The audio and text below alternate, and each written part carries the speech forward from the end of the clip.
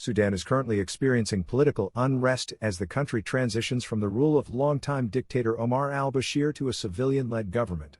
The unrest began in December 2018, when protests erupted over the rising cost of bread and other basic goods, and quickly turned into a wider call for an end to al-Bashir's 30-year rule.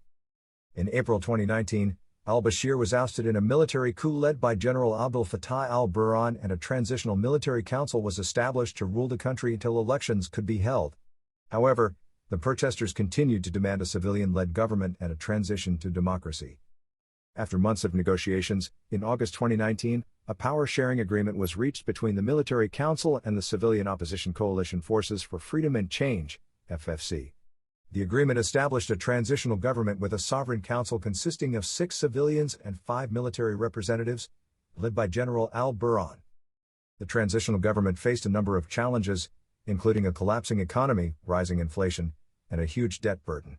The COVID-19 pandemic also hit the country hard, exacerbating these problems. In September 2020, a peace agreement was signed between the transitional government and several rebel groups in the country, which had been fighting against the government for years. The peace agreement was seen as a major step towards stability in the country. However, the transitional government has been criticized for its slow pace of reforms and for failing to address the needs of ordinary Sudanese people. The country's economic situation has continued to deteriorate, with many people struggling to afford basic necessities such as food and medicine.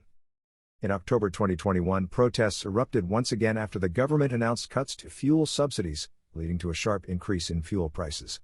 The protests quickly spread across the country and turned violent, with reports of police using tear gas and live ammunition to disperse protesters. The government declared a state of emergency and imposed a curfew, but the protests continued.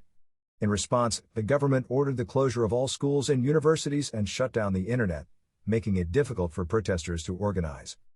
The United Nations and other international organizations have expressed concern about the situation in Sudan, calling for an end to the violence and for the government to respect human rights.